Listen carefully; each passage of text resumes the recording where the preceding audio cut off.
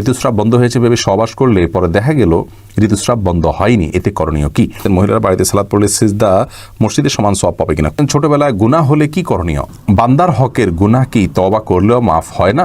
যদি মাফ চাওয়ার উপায় না থাকে তাহলে কি করতে হবে?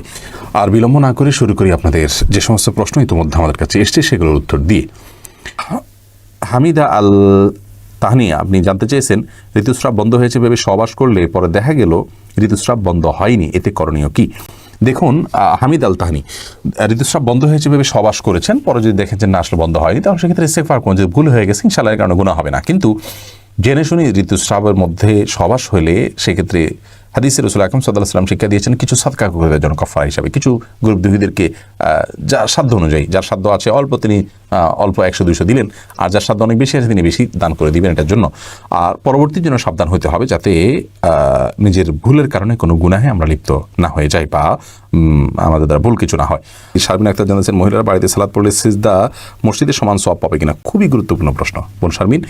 মহিলা যদি বাড়িতে সালাত আদায় করেন তাহলে তারা মসজিদের সমান সওয়াব পাবেন এবং তার চাইতে বেশি সওয়াব পাবেন। কারণ হলো রাসূল আকরাম সাল্লাল্লাহু আলাইহি ওয়াসাল্লাম একজন মহিলাকে বলেছেন, তোমার বাসায় সালাত আদায় করলে তোমার জন্য আমার পিছনে সালাত আদায় চাইতে উত্তম হবে। দেখুন, এখানে রাসূল সাল্লাল্লাহু আলাইহি ওয়াসাল্লামের পিছনে মসজিদে সালাত আদায় চাইতে উত্তম হবে বলেছেন। তার মানে বাসায় সালাত আদায় করলে, মসজিদে সালাত আদায় করলে জামাতের সাথে সালাত আদায় পুরুষরা 27 গুণ সওয়াব পেতেন, মহিলারা তার চাইতে বেশি পাবেন। যদি তাদের মধ্যে আগ্রহ থাকে যে আমি পুরুষ হলে অবশ্যই এটি করতাম, যেহেতু আল্লাহ রাব্বুল আলামিন আমাকে এখানে সালাত আদায় করতে বলেছেন এবং পুরুষ না হওয়ার কারণে পারছি না, অতএব তিনি এই সওয়াব থেকে বঞ্চিত হবেন না। দ্বিতীয়ত হলো, যাতে পুরুষের সমান সওয়াব তিনি পান তার জন্য তার এক্সট্রা একটা কাজ করা যেতে পারে, তাহলে তিনি অন্যান্য পুরুষদেরকে উদ্বুদ্ধ করতে পারেন যাতে করে তারা এই 5 ওয়াক্ত সালাতে শামিল হয়ে, জামাতের সাথে শামিল হয়ে তারা 27 গুণ সওয়াব পান।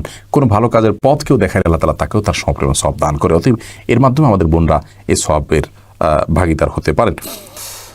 এরপরে শাহনাজ পারভিন রুমি বোন আপনি জানতেছেন, ছোটবেলায় গুনাহ হলে কি করণীয়? যখন গুনাহ কি বুঝেই আসেনি, বড় হয়ে সেটা স্মরণে আসলে করণীয় কি? প্রথমত তওবা করবেন। যদি আপনি প্রাপ্তবয়স্ক হওয়ার আগে করে থাকেন তাহলে ইনশাআল্লাহ এর জন্য আপনার আমলনামায় গুনাহ লেখা হবে না।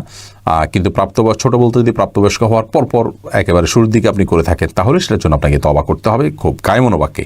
এমনকি প্রাপ্তবয়স্ক হওয়ার আগেও যদি করে থাকেন তারপরও আপনি লজ্জিত আল্লাহর কাছে মাপ চাইবেন, কিন্তু যদি ওটার কারণে আপনার গুনাহ হবে না ইনশাআল্লাহ। মোহাম্মদ শরীফ জানতে চেয়েছেন, বান্দার হকের গুনাহ কি তওবা করলেও মাফ হয় না? যদি মাফ চাওয়ার উপায় না থাকে তাহলে কি করতে হবে? দেখুন, বান্দার হকের গুনাহ তওবা করলেও যদি তওবা যদি আপনি করেন তাহলে সেক্ষেত্রে তওবা করার পদ্ধতি হলো বান্দার হক আদায় করে তারপরে তওবা করবেন, আল্লাহর কাছেও মাপ চাইবেন। কিন্তু বান্দার হকটা আদায় না করে আপনি আল্লাহর কাছে মাপ চাইলেন, সেটা হবে না, তাতে মাফ হবে না। অতএব যদি বান্দার হকের মাপ চাওয়ার উপায় না থাকে তাহলে অর্থনৈতিক হক যদি হয়, অধিকার হয়, তাহলে সেক্ষেত্রে তার পক্ষ থেকে আপনি দান করে দিবেন, এরপরে আল্লাহর কাছে মাপ চাইবেন, তাহলে ইনশাআল্লাহ সেটা মাফ হবে।